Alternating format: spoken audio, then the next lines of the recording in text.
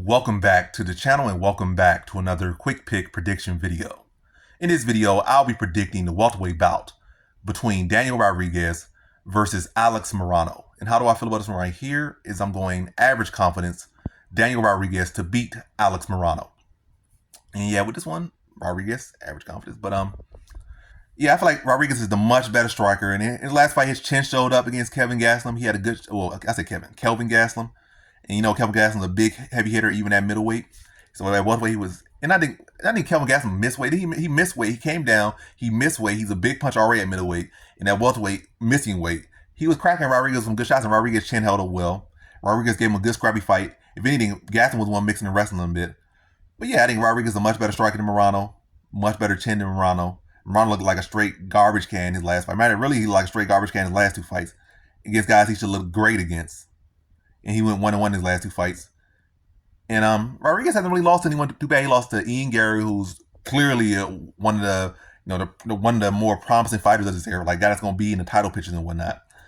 He lost to Kelvin Gastelum, who, if you're going to strike with Kelvin Gastelum, he's still world class at this point in MMA. You're going to grapple with him. You're one of the elite grapplers. You can make him like a can. But anytime you put Gastelum in with a striker, he's still going to look good. And he looked good against Daniel Rodriguez, and look good some against Chris Curtis and such. So when you give guys that's going to strike him, he looks good. So it's not like, oh, Gastelum shell himself. You're going to strike with Kelvin Gastelum. He still looks very much like the Kelvin Gastelum from years ago.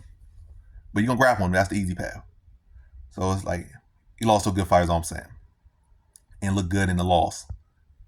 But on Morono's side, like Rodriguez, like I said, I feel like Rodriguez is the better. I'm making names up. Rodriguez is the better striker, and Morono should be the better grappler, but he has not mixed up grappling very well. Has not had very good takedowns at really any point in his career at this level. And if anything, his last two fights, like he gassed from grappling against what's his name, Court McGee. I think Court McGee got a couple takedowns. He looked very gassed in the Court McGee fight, and barely got past Court McGee. And then in Nico Price fight, Nico Price took him down. Like he had a good first round, then Nico Price took him down, and he saw Morono's offense dip heavily. Like he just doesn't have the grappling card, so I'm not really so scared about the grappling threat of Morono. I think Daniel Rodriguez is a much cleaner striker. Morono, a lot of times, begs you to hit him, so I think Rodriguez with the jab is going to be able to set up those 1-2s very good and set up, work behind those combinations. Will work behind the jab very well and set up combinations. And be able to find Morono early and often. I think eventually just breaks Morono down and stops him late. Just put on the boxing clinic and puts Morono away in the second round.